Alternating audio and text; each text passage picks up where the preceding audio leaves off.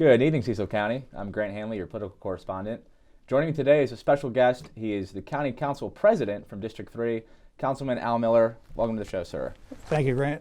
Thank you for inviting me to come out. Yeah, it's good seeing you. We've been very busy. You guys are coming through the budget right now, and we're going to talk budget process. So this is not your first rodeo. You've been a county councilman for several terms now, but this is your first time being the council president and with a new administration, a new county executive. Yes. What has that experience been like so far as you guys have kind of come through the budget? It's been a good experience for me. I mean, we're trying to be efficient and work together and get things done. And I encourage questions from the council. At the same time, we want to stay focused on the budget itself. And it's been going along very well. We've been through 5 sessions. Number 6 will be tomorrow night, and that'll be the Cecil County Public Schools. Oh, okay. Well, speaking of the public schools, the public school budget was a major topic during last year's budget cycle, as well as a major topic during last year's election cycle. How would you describe this year's process of working with CCPS, working with County Executive Straight, and where are you guys at with formulating that budget? Well, we worked together, the administration and the Board of Education and the council, to go through things and try and get things set up in advance. And they came early, the school system came early for some capital funds because they were low on projects, and we, the council and the administration, wanted to get those projects moving. If you start them now, if you give them that capital money now, they can have the projects done before the school year starts in September. So they got some money then, and then they've got I think they have a reasonable, fair budget going into 2026. Is it safe to say that there will be an increase for the CCPS budget from this year compared to last year's? Yes, and part of that is the state is putting some retirement thrown back at us, so we're going to have to cover that in the county also. So, but we're dealing in interesting times. Yeah, you know that the state is way over budget, and so we just keep working together. Councilman, you've done a good job leading up or teeing off my next questions because, as you know, the state of Maryland has been facing significant deficits with their budget, and the federal government as well is making significant cuts to programs across the country. Do you anticipate the state or the federal, or are these going to impact next year's budget cycle? Or is it the calm before the storm here, or how would you describe it? Well, I'm not sure how calm it is. There's definitely some storms, and we're learning more as we go from the state and the federal government. We ask questions all the time. Do you think all these tariffs may affect and how it might affect us?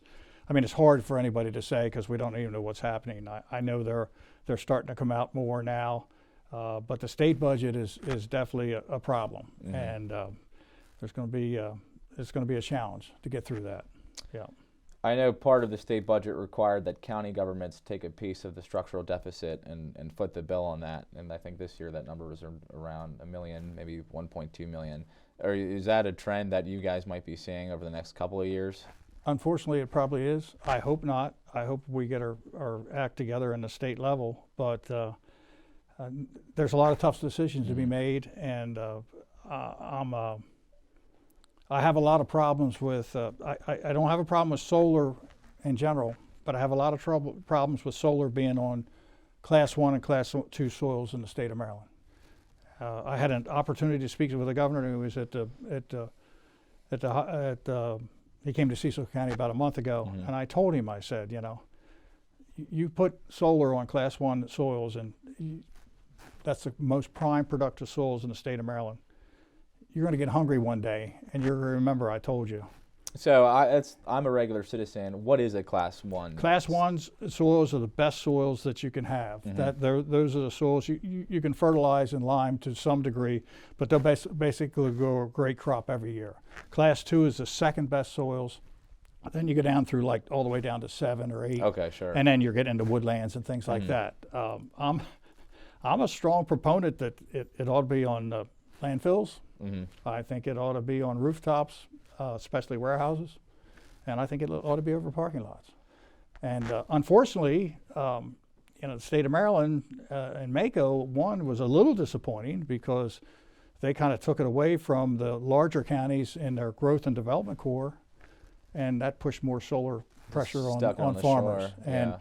And I'm here to tell you, the Eastern Shore and Purdue Grain and the chicken industry is huge to the state of Maryland. And the governor at the Maryland Ag Dinner specifically said the most powerful thing in the state of Maryland to help us grow out of this bad economy is agriculture. But then there's a bill in that passed, and he hasn't signed it yet. He has to decide whether he signs it this week or not. But it'll really put the onus on a lot of solar on agriculture, and that's disappointing. So your concern is that these primary soil fields that would be incredible for farming and crop yielding would be used for solar energy production That's correct. instead. Yeah. And then, in Cecil County, under 2 megawatts, we have a rule that you can't put them on Class 1 soils. And we also have a rule that we're gonna check the soils to begin with, and in 12 or 15 years, when they take everything out and clean everything back up again, we're gonna test to make sure the soils are still right and where they should be. So it's interesting times. Yeah. So. Well, we know the state's giving you guys grief. On the federal level, tariffs have been a really popular topic, and I know you guys are holding your breath there to see what happens. Has there been any program cuts that have affected Cecil County that you're aware of at this time or going on with the government? Not that I'm aware of. I mean, from my business and the agriculture business, I'm starting to get some tariff numbers from time to time from things coming in from overseas. But yeah, I mean, having said all that, if you look back in history, and back in 1926, there was tariffs, and everybody thought the world was going to come to an end. It actually turned out okay. So we can work our way through it, but we've got to work together and keep going the right direction. Right. Well, CCPS, as we've talked about, is a large budget foundation for what you and the administration are working on. What are some other highlights in this year's budget that you're pleased with? Is there anything you wish had turned out differently, or you're still kind of working on in terms of this budget?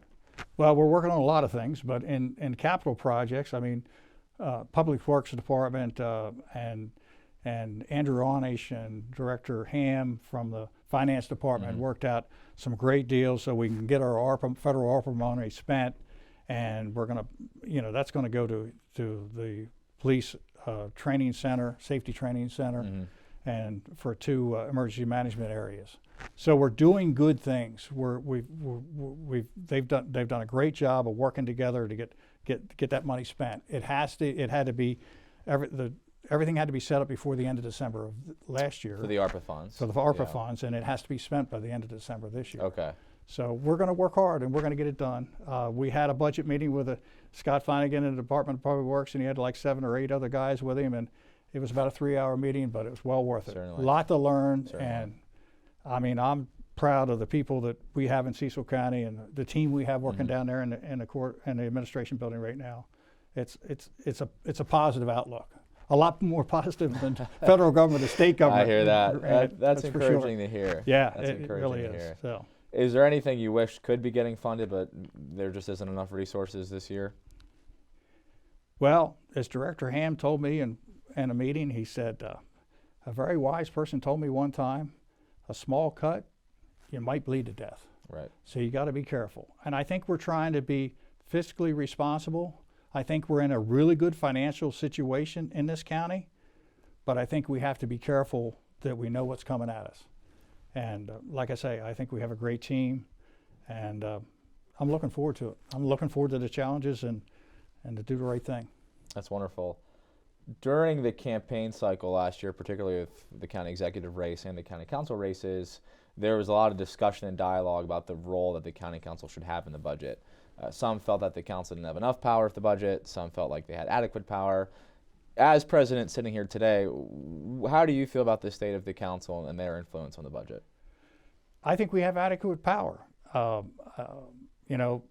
As a council person, I've been reelected. We've never had a reelected county administrator or county executive before. They have the power to set the budget. We also have the power to look over the budget, ask questions. We have the power to move money around.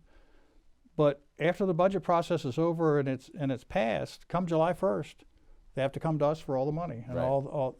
So we have the power.